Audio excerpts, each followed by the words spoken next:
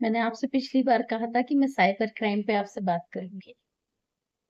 बहुत स्पेसिफिक तो नहीं, लेकिन जितना मैं रूबरू हुई हूँ, लोगों की या अपने एक्सपीरियंसेस से, उतना मैं आपको शेयर कर सकती हूँ।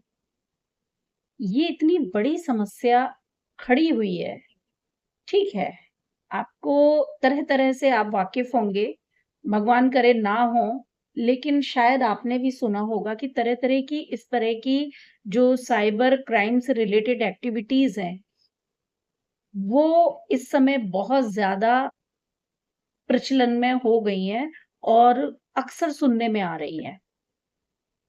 मैं शॉपिंग को मना नहीं कर रही हूँ, मैं शॉपिंग के लिए ऑनलाइन आपसे ये भी नहीं कह रही हूँ कि आप मत करिए, लेकिन सोच समझ के करिए।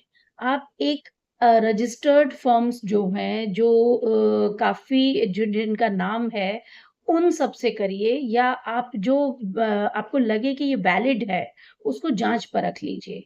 दूसरा, ओटीपी आपसे माँगे अगर कोई भी बाहर का, तो जिससे आपका कोई संबंध नहीं है, सडनली आपके पास फ़ोन आता है या कोई मैसेज आता है, आप ओटीपी बिल्कुल शेयर मत करिए किसी चीज़ का।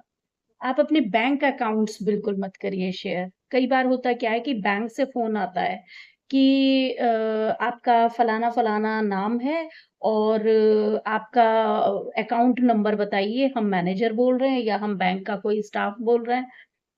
प्लीज़ इस चीज़ से बचिए क्योंकि मेरे सराउंडिंग में ही हमारे एक जान-पहचान के व्यक्ति हैं, हाइली एजुकेटेड पर उनका 1.5 लाख रुपया ऑल ऑफ सडन स्वीप हो गया।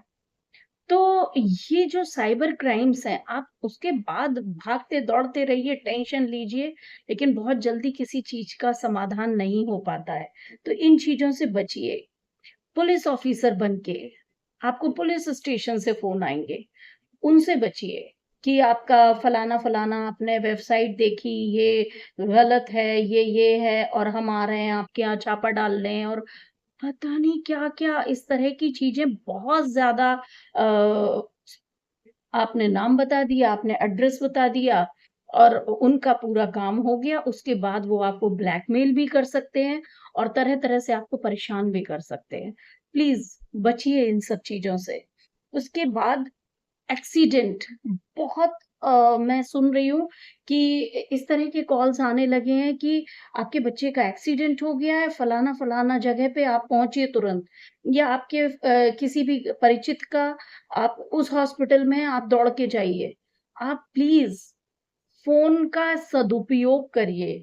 आप देखिए कि फ़ोन हमने दिया हुआ है, तो उस फ़ोन का आप सही नंबर पूरा चेक करिए, कैसे क्या करना है, आप लोग देखिए।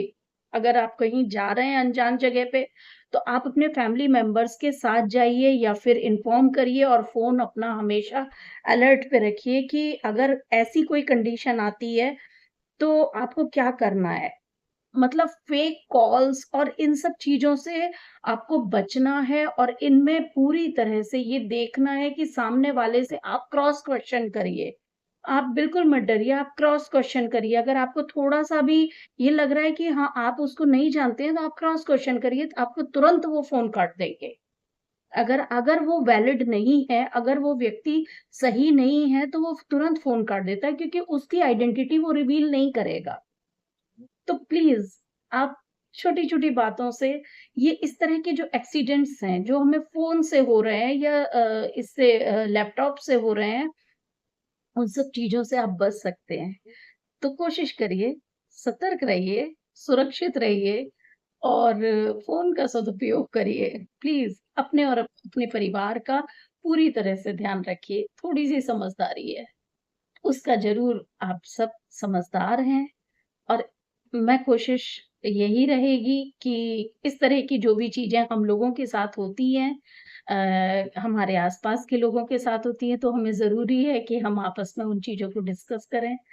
तो ध्यान रखिएगा, फिर मिलेंगे हम।